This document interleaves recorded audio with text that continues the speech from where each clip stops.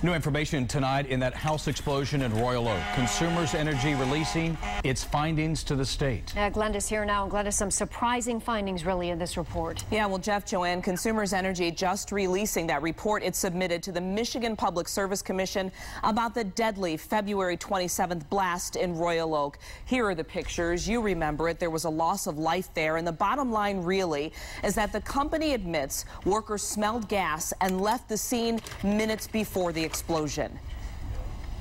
The report shows that Consumers crews knew there was a problem on the 4200 block of Cooper Avenue more than a half hour before the explosion.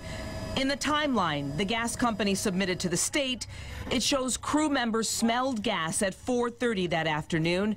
They knocked on the door of the home of 58-year-old Daniel Malczynski and say they got no answer. About 30 minutes later, a lead crew member calls Consumers Energy Dispatch to report the leak and get a service worker there. But those crew members leave the scene, site not secured, at 5:03 p.m.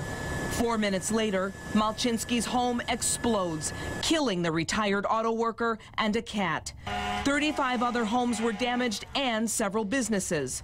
The report also shows that service worker called to the scene didn't get there until almost 20 minutes after the explosion.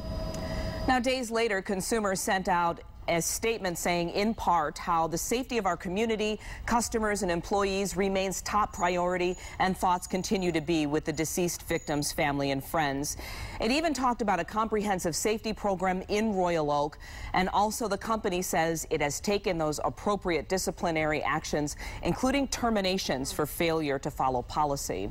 So they even paid for lodging, we remember, of some of the people who were put out of their homes. They did do a whole lot after. And even that first night, if I remember, when all this was breaking, Glenda, we heard them almost say, it looks like there was something wrong done on our part here, or not even with the employee, but at that point that this was our problem. They kind of owned up to it a little bit from the beginning. Well, we did. This is the official we had report. A consumer spokesperson on the phone, actually, and both of us sat right here and talked to her, and she was very candid about what they were going through.